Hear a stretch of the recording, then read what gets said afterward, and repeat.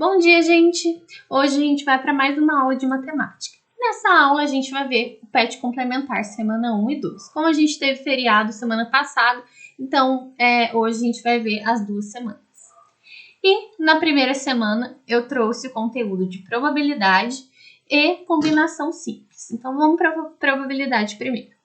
Então o que é probabilidade? Probabilidade é o estudo onde a gente calcula a chance de um evento ocorrer. E como a gente calcula isso? É pela razão entre os casos favoráveis, né? Os casos que a gente quer que aconteça, sobre os casos possíveis, né? O total de possibilidades que a gente tem. E a gente pode chamar também de espaço amostral. Então, o total de casos possíveis que pode ocorrer, a gente fala que é o espaço amostral, né? O total de possibilidades. Aí eu trouxe um exemplo aí, ó. Sorteando-se um número de 1 a 20, qual a probabilidade de que esse número seja múltiplo de 2? Então, aqui a gente já tem o nosso espaço amostral, né? O total de possibilidades é o quê? 20. Quantos são os números de 1 a 20? São 20. Então, o nosso espaço amostral, né? O nosso total de casos possíveis é 20. E os casos favoráveis? Os casos favoráveis são os números que são múltiplos de 2, que estão entre 1 e 20. Então, para a gente saber os casos favoráveis, a gente vai ter que encontrar os múltiplos de 2 entre 1 e 20. Então, é 2, 4, 6, 8, 10, 12, 14, 16, 18 e 20. Então, a gente tem 1, 2, 3, 4, 5, 6, 7, 8, 9, 10. Então, a gente tem 10 casos favoráveis. Para a gente montar isso, eu vou usar os casos favoráveis, né? Que é o caso que a gente quer que aconteça, são 10, sobre um total de 20 possibilidades. Aí a gente simplifica, corta, a gente tem que 1/2. Transformando isso em número decimal, dividindo 1 pelo 2, a gente tem que 0,5. E em porcentagem, a gente fala que é 50%. Toda vez que a gente quer transformar um número decimal em porcentagem, é só a gente multiplicar por 100, certo? Então, se eu multiplicar esse número por 100, eu consigo achar a porcentagem dele, certo, gente? Então, agora a gente vai para a combinação simples. Então, essa é a fórmula da combinação simples, né? É uma combinação de N elementos tomados de K em K, onde N é o total de elementos no conjunto e K é o total de elementos no subconjunto. Então, eu trouxe um exemplo aqui para vocês de combinação simples. Vamos anotar a fórmula aqui. É K, N fatorial, K fatorial, N menos K fatorial. A gente tem aqui, ó, que um fabricante de sorvete possui à disposição 7 variedades de frutas tropicais do Nordeste brasileiro e pretende misturá-las 2 a 2 na fabricação de sorvete. Quantos serão os tipos de sorvetes disponíveis? Então, a gente tem que o conjunto tem 7 elementos, né? E, então, o N é igual a 7. E vai ser escolhidos 2 tipos de sorvetes para misturar, né? Então, o K vai ser igual a 2. Então, é um conjunto de 7 elementos tomados de 2 a 2. Então, vamos lá. Então, no lugar do N, eu vou colocar 7 e no lugar do K, eu vou colocar 2. Então, a gente tem uma combinação de 7 tomados de 2 a 2, né? Então, aqui fica 7 fatorial, 2 fatorial, 7 menos 2 fatorial. Então, combinação de 7 elementos tomados de 2 a 2, 7 fatorial, resolve a subtração primeiro, né? 7 menos 2, 5 fatorial. E aqui, a gente vai até o 5 fatorial para a gente poder cortar, né? Então, vai ficar 7 vezes 6 vezes 5 fatorial. Aí, aqui, 2 fatorial, 5 fatorial. Corto. Aí, a gente tem que o 6 e o 2 também eu posso simplificar, né? Por 2, então aqui vai ficar 1, e aqui vai ficar 3, então a gente já cancelou o denominador. 3 vezes 7, 21. Certo, gente? Então, ele tem 21, ele vai conseguir fazer 21 tipos de sorvetes.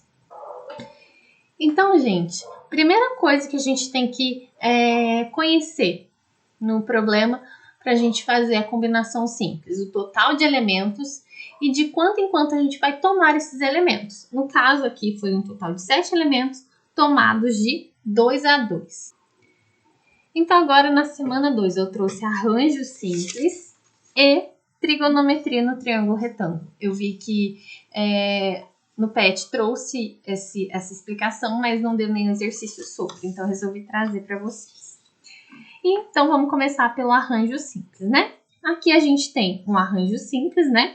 De N elementos tomados de K a K, onde N é o total de elementos no conjunto e K é o total de elementos no subconjunto.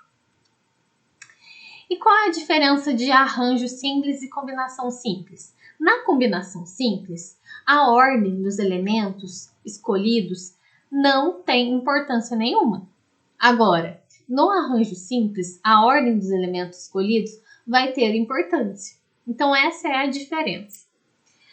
Então, vamos para o exemplo aqui. Eu trouxe um exemplo para vocês de arranjo simples.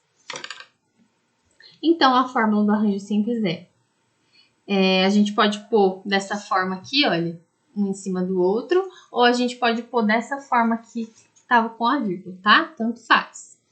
Então, é um total de N elementos tomados de K a K, onde N fatorial sobre N menos K fatorial. Então, vamos lá.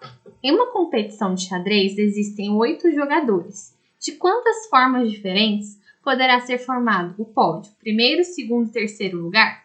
Então, olha só. Nesse caso, a ordem importa. Então, o ganhador... A gente tem os 3 ganhadores, né? O primeiro lugar, que ganhou de tudo, o segundo e o terceiro. Então, a ordem das pessoas no pódio vai importar, certo? Então, o que a gente tem? A gente tem 8 jogadores, então, nosso total de elementos são 8. Agora, mas o subconjunto, qual vai ser o valor de K? Aí a gente tem o pódio de primeiro, segundo e terceiro lugar. Então, a gente tem que K é igual a 3. Então, o subconjunto vai ser 3. Então, a gente tem um arranjo simples de 8 elementos tomados de 3 a 3, certo? Então, 8 fatorial sobre 8 menos 3 fatorial.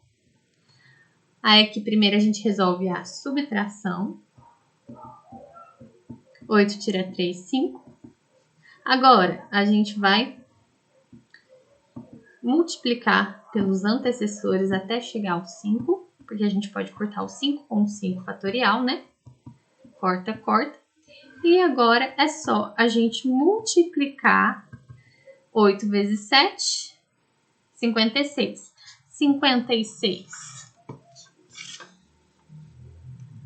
56 vezes 6 vai dar 336. Então, agora a gente vai para a trigonometria no triângulo retângulo. Aqui tinha uma tabelinha, eu acho que desconfigurou e acabou sumindo, não está aqui mais.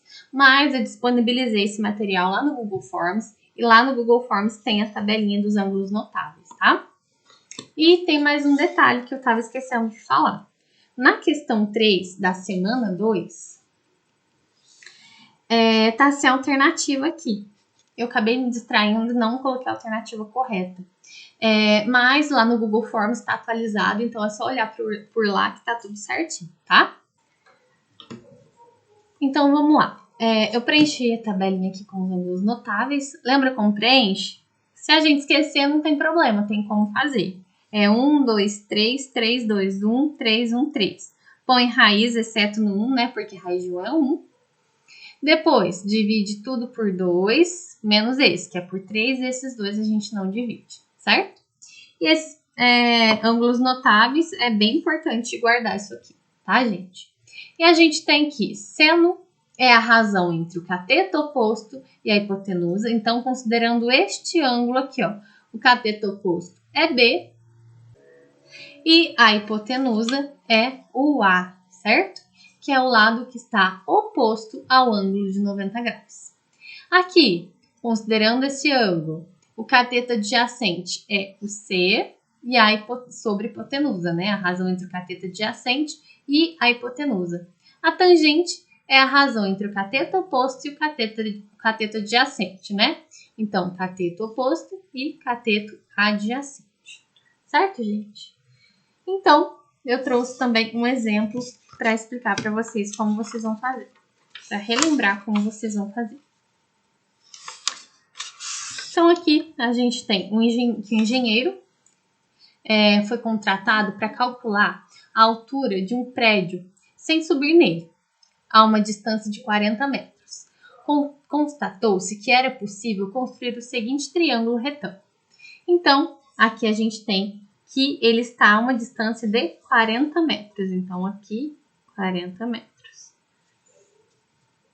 E o que quer ser encontrado? A altura do prédio. Então, aqui a gente vai chamar de x. E a gente pode afirmar que a altura do prédio é de aproximadamente, então vamos calcular a altura do prédio. Então, considerando o ângulo de 30 graus, a gente tem um cateto oposto, né? E o cateto adjacente. Então, qual formulazinha eu vou usar? Qual razão eu vou usar? Então, eu tenho cateto oposto e cateto adjacente. A gente pode ver que a gente vai usar tangente. Então, tangente do ângulo de 30 graus. Tangente de 30 graus é igual a cateto oposto sobre cateto adjacente. Aí, a tangente de 30 graus, se a gente for olhar no quadrinho dos ângulos notáveis, tangente de 30 graus é raiz de 3 sobre 3. Então, raiz de 3 sobre 3. O cateto oposto a gente chamou de x. E o cateto adjacente de 40.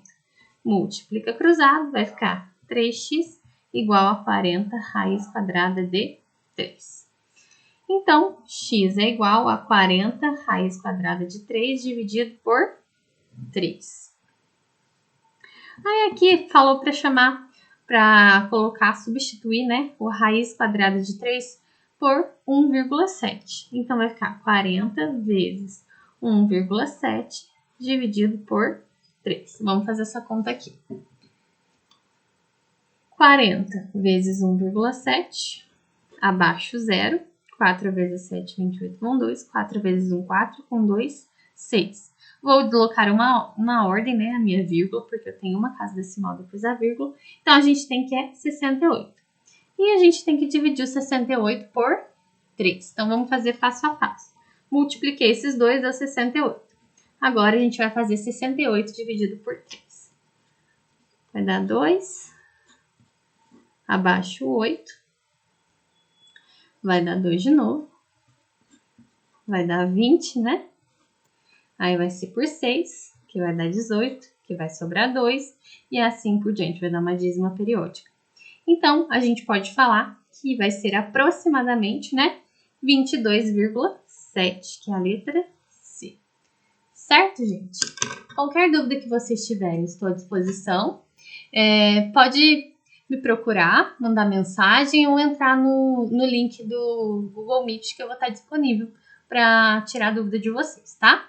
Então, bons estudos e até a próxima aula.